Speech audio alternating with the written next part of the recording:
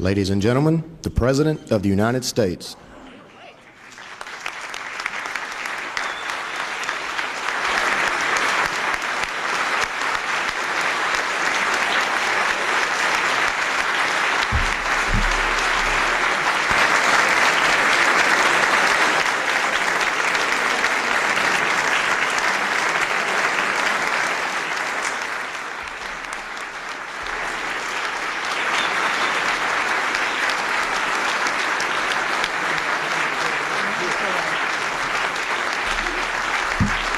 Thank you all. Thank you.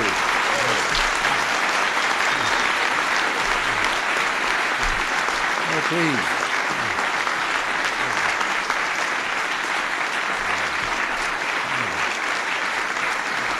Please, be seated.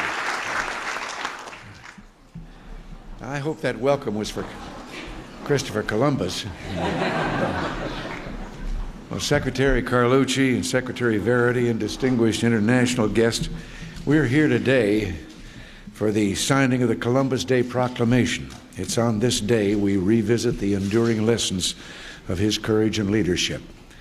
Columbus, of course, has always held a proud place in our history, not only for his voyage of exploration, but for the spirit that he exemplified.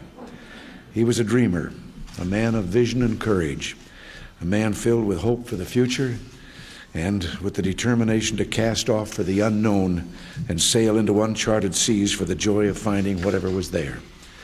Put it all together, and you might say that Columbus was the inventor of the American dream. Of course, we recognize others besides Columbus today, for just as Columbus, a son of Italy, inaugurated the age of European exploration in this hemisphere, so too have millions of Americans of Italian descent contributed to the building of this nation of aspirations on this continent of hope. Over the years, millions have left that country for these shores, often carrying scarcely more than the prayers in their hearts and the determination in their souls. And as they've come, they've brought with them the richness of the heritage of their homeland and given its richness and strength to our land. Spain also claims Columbus and his achievements, and millions of Americans of Spanish heritage have also followed in his wake. Like immigrants from all over the world, they have lived the American dream and made it a reality for themselves and their children and the generations that followed. Yes, Columbus Day is an American holiday, a day to celebrate not only an intrepid searcher, but the dreams and opportunities that brought so many here after him and all that they and all immigrants have given to this land. In the next few years, Columbus' voyage will take on a heightened significance. The year 1992 will mark the 500th anniversary of his sailing. It is called the Quincentenary, and it may take another 500 years before I can say that easily.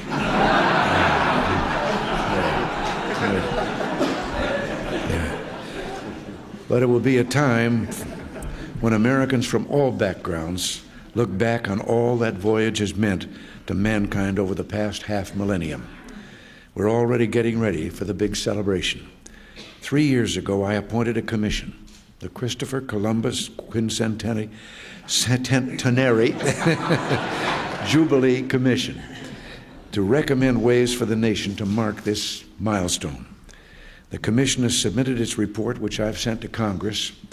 Recommendations include educational programs to enhance the knowledge of history, geography, foreign languages, and international affairs among our young people.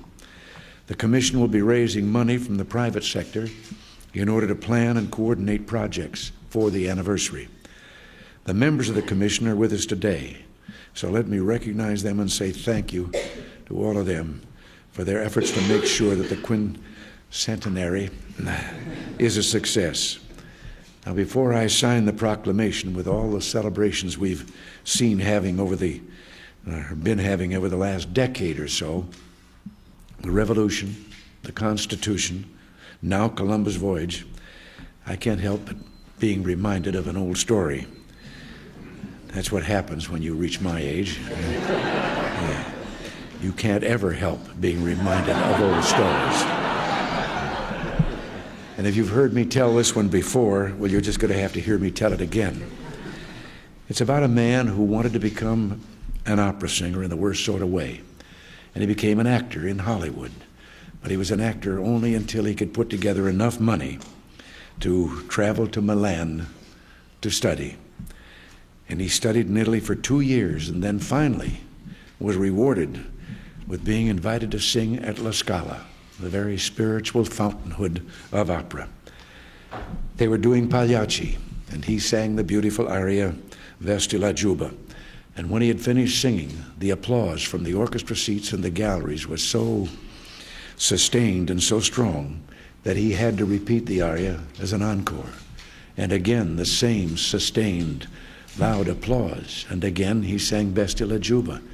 And this went on till finally he motioned for quiet. And he tried to tell them what this welcome meant to him on this, his first appearance in opera. But he said, I've sung Vesti la Giubba now 9 times. My voice is gone. I cannot do it again. And a voice from the balcony said, you do it till you get it right.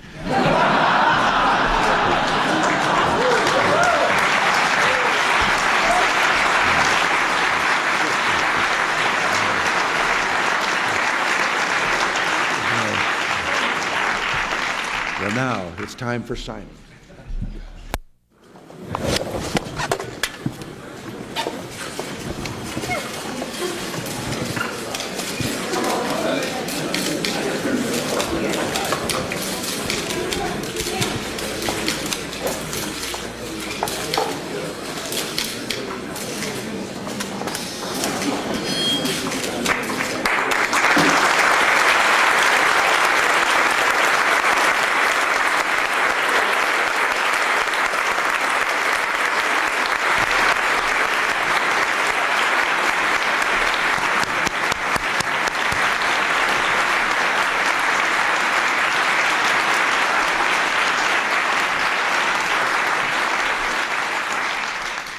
Thank you very much, Mr. President, for your kind words.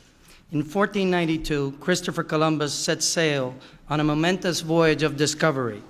On October 12, 1992, this nation will witness the biggest birthday celebration the world has ever seen. The Christopher Columbus Quincentenary Jubilee Commission was appointed by the Reagan Bush administration to plan and encourage the festivities for 1992 that will mark the 500th anniversary of the birth of the modern world. Columbus's landing in this hemisphere and his voyage back to Spain marked the beginning of a new era in history. We in the Commission are planning a variety of educational, scientific, and cultural events which take into account not only the contributions of the many immigrants who came to these shores looking for a new world, but also the sacrifice and achievements of our Native Americans. It is the hope that the programs such as the Columbus Scholarship, funded from proceeds of commemorative coins, and AmeriFlora in Columbus, Ohio, will enhance the education of young people and provide the framework for a better understanding of the world in which we live. We see 1992 as an opportunity for the countries of this hemisphere to come closer together. We see the United States solidifying the close ties it already has with Italy and Spain and the rest of Europe. And we seek to join our friends in Asia in a symbolic attempt to complete Columbus's dream of finding a shorter route to the Orient. Mr. President, we want 1992 to be an occasion to celebrate the peace that you and your administration has fostered and attained for world today. Just as we are proud to welcome back our shuttle Discovery this afternoon, I am delighted to announce that the United States will welcome back the Niña, the Pinta, and the Santa Maria in October 1991. After an official reception here in Washington in the spring of '92, they will lead the tall ship parade in New York Harbor on July 4th and continue to celebrate Columbus Day in San Francisco. When Christopher Columbus began his famous travels, he left an imprint for the future of every American. The Quincentenary will ensure that this contribution are recognized by this generation and that his dream will continue with the generations of the future. It is this spirit, Mr. President, that I would like to present to you on behalf of the members of the Commission and Mr. Tom Setti, the Columbus Monument Committee of Florida, our first registered project, with a statue of Columbus as a token of our appreciation and to symbolize how a single person with courage, vision, and determination, such as yourself, can make a world anew. Thank you very much, sir.